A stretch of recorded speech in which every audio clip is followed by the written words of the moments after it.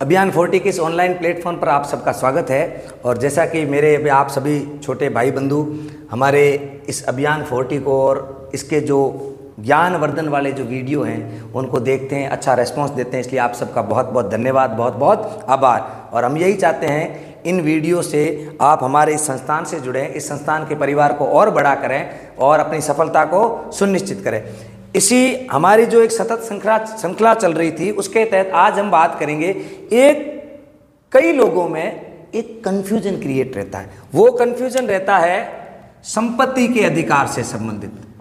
संपत्ति का अधिकार, भाई कि संपत्ति का अधिकार पहले मूल अधिकार था, मूल अधिकार में फिर वो कहाँ गया, क्या हुआ, मूल अधिकार में वो कहाँ कहाँ था, लोगों के दिमाग में झुंझुना हो जाता है। क्या हो जाता है भाई?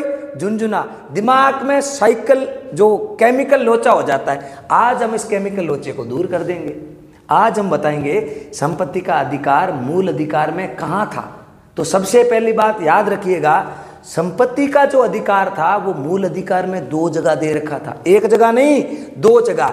एक तो वो वर्णित था अनुच्छेद 19(1)(च) में। इसके अंदर आपको संपत्ति को अर्जन करने का, संपत्ति को खरीदने का पूरा अधिकार था, अनुच्छेद 19(1)(च) में। कोई बात नहीं, हमारी टेक्निकल टीम है, उनका भी फोन बजता होगा भाई, टेंशन काहे की लेनी इसमें है। घर से फोन आया होगा, हो सकता है किसी सोना बाबू मोना बाबू का भी फोन आ सकता है।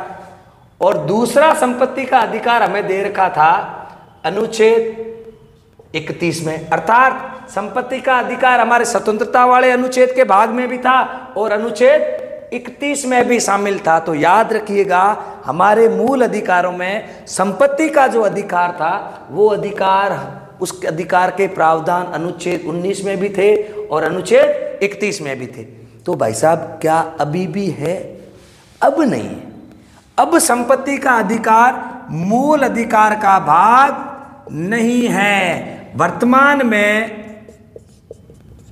अर्थात वर्तमान में तो हुआ क्या हुआ, ये कि संविधान के संशोधन 1948, कौन सा था भाई?